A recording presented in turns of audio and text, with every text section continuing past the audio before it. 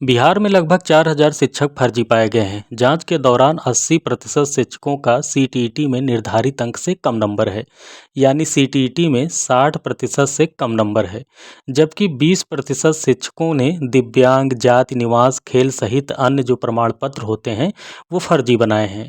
ऐसे में इन शिक्षकों के खिलाफ कार्रवाई की तैयारी की जा रही है। इसके साथ ही साथ फर्जी शिक्षकों से सरकार द्वारा दिए गए वेतन की भी वसूली की जाएगी।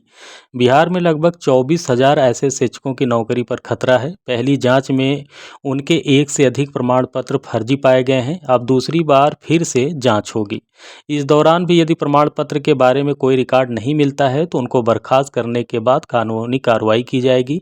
हालांकि सक्षमता परीक्षा पास अभ्यर्थियों के काउंसलिंग के दौरान पहले चरण में ही 96 शिक्षकों की मार्कशीट फर्जी थी, जिनके खिलाफ कार्रवाई की गई है। गौरतलब है कि सक्षमता परीक्षा पास करीब 1,87,000 अभ्यर्थियों के 1 अगस्त से 13 सितंबर तक काउंसलिंग की गई थी। इस दौरान 42,000 शिक्षकों की कई कारणों से काउंसलिंग नहीं हुई है, जबकि 3,000 से अधिक शिक्षक काउंसलिंग में अनुपस्थित थे।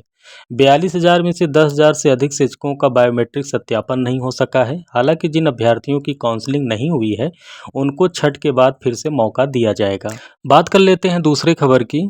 राज्य में 6,570 लेखपालों सह आईटी सहायक की नियुक्ति प्रक्रिया अब बदली जा रही है। अब नए सिरे से लेखपाल सह आईटी सहायक की बहाली होगी। पहले चयन का जिम्मा जो है आउटसोर्सिंग एजेंसी को दिया गया था। शिकायत मिलने के बाद आउटसोर्सिंग एजेंसी को बदला जा रहा है। पंचायती राज विभाग ने अब चयन की जिम्मेदारी बिहार संयुक्त प्रवेश प्रतियोगिता परीक्षा को देने का प्रस्ताव तैयार कर लिया है। हालांकि नियुक्ति संविदा के आधार पर ही होगी। पंचायती राज विभाग की बिहार ग्राम स्वराज योजना सोसाइटी ने अभ्यर्थियों से आवेदन लिए थे। आवेदन करने वाले अभ्यर्थियों के चयन की जिम्मेदारी आउटसोर्सिंग एजेंसी को दी गई थी। शैक्षणिक योग्यता बीकॉम या एमकॉम या सीए इंटर वाले 73,952 अभ्यर्थियों ने आवेदन किया था। ऑनलाइन आवेदन की अंतिम तारीख 9 जून थी। जो अभ्यर्थी आवेदन कर चुके हैं उन्हें फिर से दोबारा आवेदन देने की आवश्यकता नहीं होगी।